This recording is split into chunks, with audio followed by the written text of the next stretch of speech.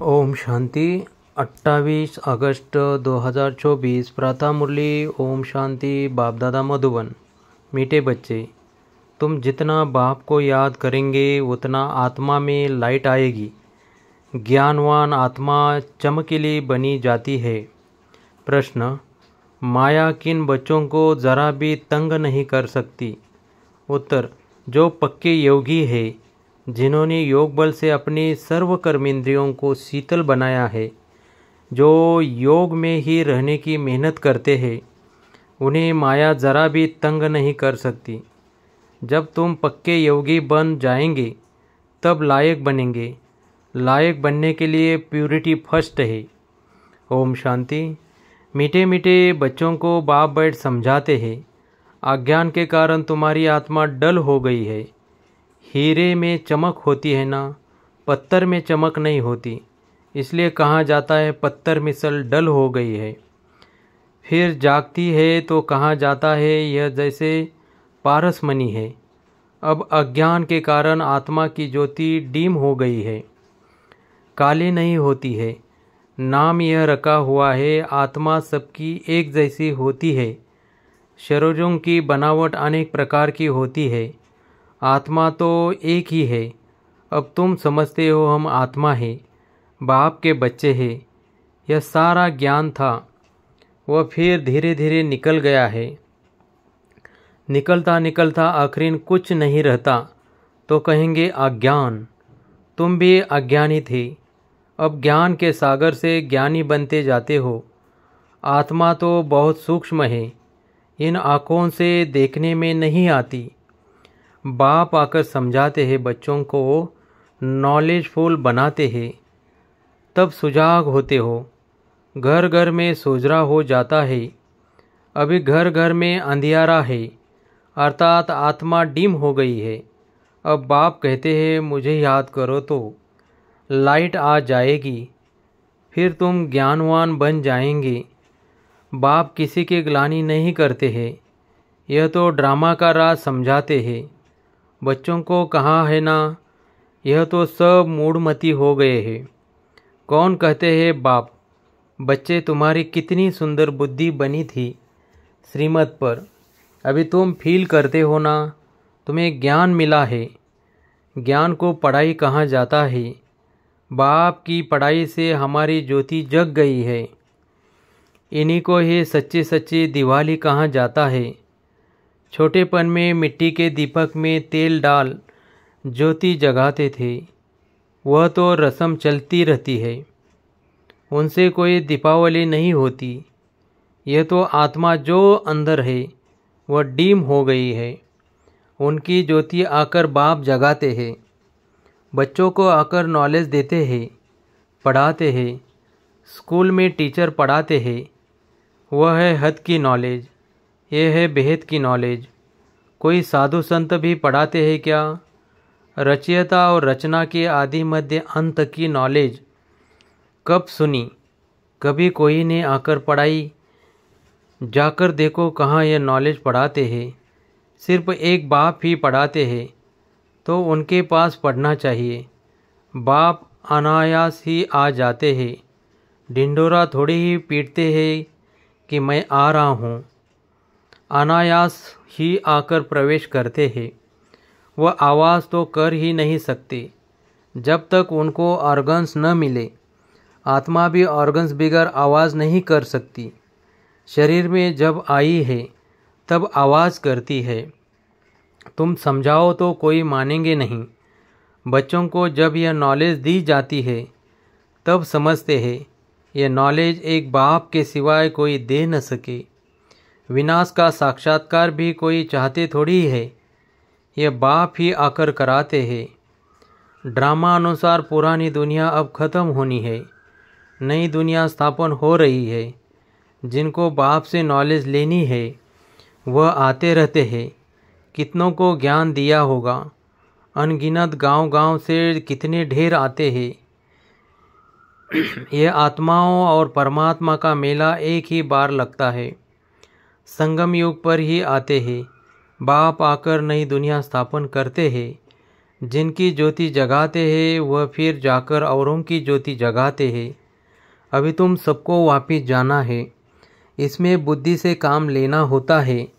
भक्ति मार्ग में तो है अंधियारा। ज्ञान देने वाला तो एक बाप चाहिए। वो आते ही है संगम पर। पुरानी दुनिया में ज्ञान मिल न सके, मनुष्यों के ख्याल में ही है। अभी तो 40,000 वर्ष पड़े हैं, बिल्कुल ही घोर अंधेरे में है। समझते हैं 40,000 वर्ष बाद भगवान आएगा, ज़रूर आकर ज्ञान दे सद्गति करेंगे। तो गोया अज्ञान है ना, इन्हीं को अज्ञान अंधेरा कहा जाता है।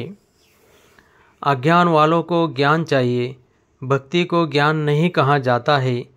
आत्मा में ज्ञान है नहीं, परंतु डल बुद्धि होने कारण समझते हैं भक्ति ही ज्ञान है। एक तरफ कहते हैं ज्ञान सूर्य के आने से सोझरा होगा, परंतु समझते कुछ नहीं। गाते हैं ज्ञान सूर्य प्रकटा, किसके लिए कहते हैं ज्ञान सूर्य? कब आया ये कोई नहीं जानते। पंडित आदि होगा तो कहेगा जब कलयुग पूरा होगा तब सोझरा होगा। यह सब बातें बाप आकर समझाते हैं। बच्चे नंबरवार समझते हैं। टीचर बच्चों को पढ़ाते हैं।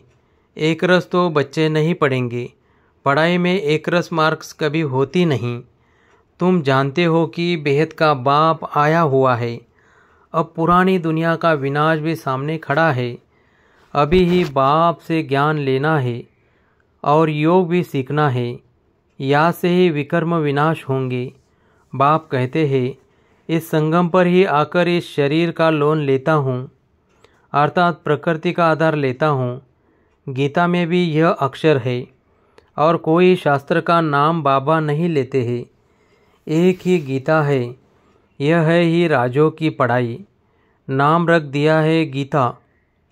इसमें पहले पहले लिखा है भगवानवाच। अब भगवान किसी को कहा जाता है? भगवान तो है निराकार, उनको अपना शरीर तो है नहीं। वह है निराकारी दुनिया जहाँ आत्माएं रहती है। सूक्ष्मतन को दुनिया नहीं कहा जाता। यह है स्थूल साकार दुनिया, वह है आत्माओं की दुनिया। खेल सारा यहाँ चलता है। निराकारी दुनिया में आत्माएं कितनी छोटी छोटी है, फिर पहाड़ बजाने आती है। यह ख्यालात तुम बच्चों की बुद्धि में बिठाए जाते हैं। इसी को ही ज्ञान कहा जाता है। वेद शास्त्रों को कहा जाता है भक्ति, ज्ञान नहीं। तुम्हारे साधु सन्यासियों से इतनी भेंट नहीं हुई है। बाबा का तो बहुत संग रहा है, बहुत गुरु किए हैं। पूछा जाता है आपने सन्यास क्यों किया, घर बार क्यों छोड़ा? कहते थे विकार से बुद्धि भ्रष्ट हो जाती है, इसलिए घर बार छोड़ा। अच्छा, जंगल में जाकर रहते हो फिर घर बार की याद आती होगी। बोला हाँ, बाबा का तो देखा हुआ है। एक सन्यासी तो फिर वापस घर भी गया था। यह भी शास्त्रों में है। मनुष्य वानप्रस्थ अवस्था में तब जाते हैं जब आयु बड़ी हो जाती है। छोटी आयु में तो वानप्रस्थ ले न सके। कुंभ के मेले में बहुत छोटे छोटे नांगे लोग आते हैं, दवाई खिलाते हैं, जिससे कर्मेंद्रियाँ ठंडी पड़ जाती है। तुम्हारा तो है योग बल से कर्मेंद्रियों को वश में करना। योग बल से वश होते होते अक्रिन ठंड हो ही जाएंगे। कई कहते हैं बाबा माया बहुत तंग करती है। वहाँ तो ऐसी बातें होती नहीं। कर्मेंद्रियाँ वश तब होगी जब योग में तुम पक्के होंगे। कर्मेंद्रियाँ शांत हो जाएगी। इसमें बड़ी मेहनत है। वहाँ ऐसे छी काम होते नहीं। बाप आए हैं ऐसे स्वर्ग धाम में ले जाने। तुमको लायक बना रहे हैं। माया तुमको न लायक बनाती है, अर्थात स्वर्ग व जीवन मुक्ति धाम में चलने लायक नहीं। तो बाप बैठ लायक बनाते हैं। उसके लिए प्योरिटी है फर्स्ट। गाते भी है बाबा हम पतित बन पड़े हैं, हमको आकर पावन बनाओ। पावन माना पवित्र। गायन भी है अमृत छोड़ विष काहे को खाए। उनका नाम विष भी है। जो आदि मध्यांत दुख देता है, यह भी ड्रामा में नूंद है। बाप कितना बार आए हैं, तुम बच्चों से आकर मिले हैं। तुम्हें कनिष्ठ से उत्तम पुरुष बनाया जाता है। आत्मा पवित्र होती है तो आयु भी बड़ी हो जाती है। हेल्थ, वेल्थ और हैप्पीनेस सब मिल जाती है। यह भी तुम बोर्ड पर लिख सकते हो। Health, wealth, happiness for 21 generation 1 second. बाप से यह वर्षा मिलता है 21 जन्मों के लिए। कई बच्चे बोर्ड लगाने से भी डरते हैं। बोर्ड तो सबके घर पर रहता ही है। तुम सर्जन के बच्चे हो ना, तुमको हेल्थ, वेल्थ, हैप्पीनेस सब मिलती है तो तुम फिर औरों को दे सकते हो तो क्यों नहीं बोर्ड पर लिख देते हो। तो मनुष्य आकर समझे कि भारत में आज से 5000 वर्ष पहले हेल्थ, वेल्थ थी, पवित्रता भी थी। वेद के बाप का वर्षा 1 सेकंड में तुम्हारे पास बहुत आएंगे। तुम बैठ समझाओ। यही भारत सोने की चिड़िया थी, इन्हों का राज्य था।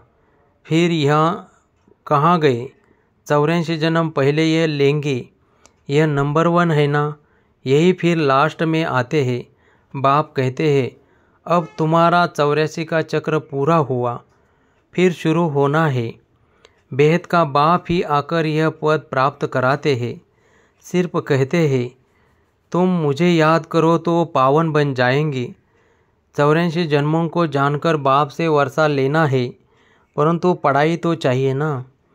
तुमको कहाँ जाता है स्वदर्शन चक्रधारी, नया तो कोई समझ न सके। तुम जानते हो सो आत्मा को कहाँ जाता है। हम आत्मा जो पवित्र थी, शुरू से लेकर 84 का चक्र लगाया, वह भी बाप बताते हैं। तुमने पहले पहले शिव की भक्ति शुरू की। तुम तो अव्यभिचारी भक्त थे, बाप के सिवाय कोई समझा न सके। बाप कहते हैं मीठे मीठे बच्चों, तुमने पहले पहले यह जन्म लिया। कोई साहूकार होगा तो कहेगा ना कि आगे जन्म में इसने ऐसा कर्म किया है। कोई रोगी होगा तो कहेंगे पिछले कर्म का हिसाब किताब है।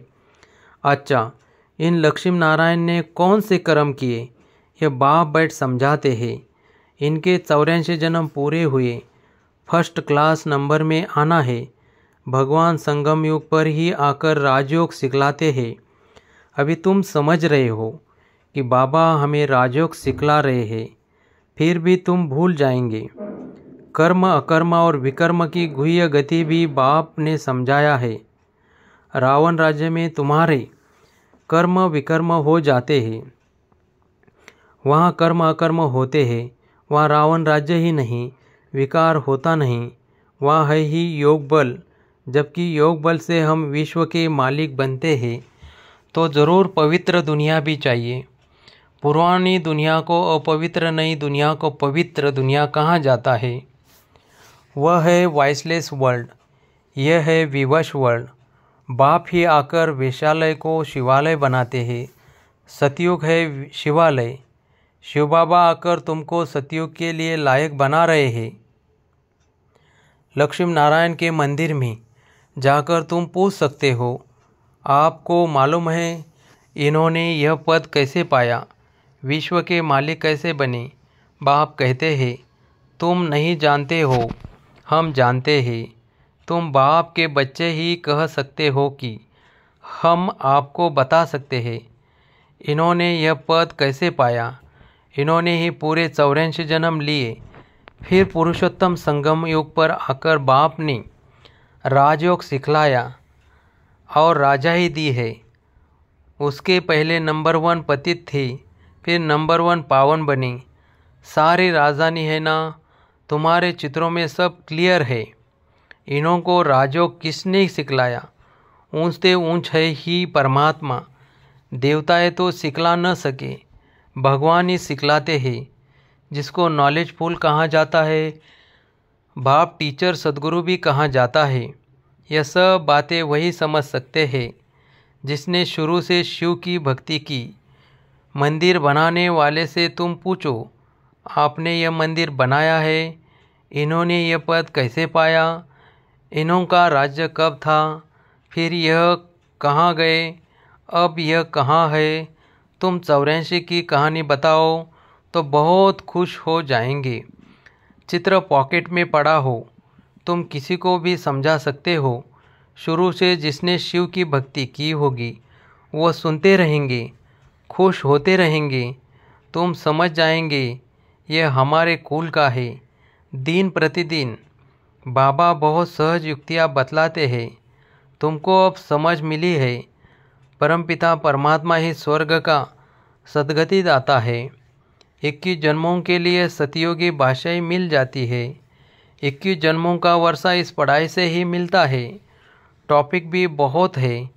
वेश्यालय और शिवालय किसको कहा जाता है, इस टॉपिक पर हम परमपिता परमात्मा की जीवन कहानी बता सकते हैं। लक्ष्मी नारायण के 84 जन्मों की कहानी, यह भी टॉपिक है। विश्व में शांति कैसे थी, फिर अशांति कैसे हुई, अब फिर शांति कैसे स्थापन हो रही है, यह भी टॉपिक है। अच्छा, मीठे मीठे सिखलदे बच्चों प्रति माता पिता बाप दादा का याद प्यार और गुड मॉर्निंग। रूहानी बाप के रूहानी बच्चों को नमस्ते। धारणा के लिए मुख्य सार।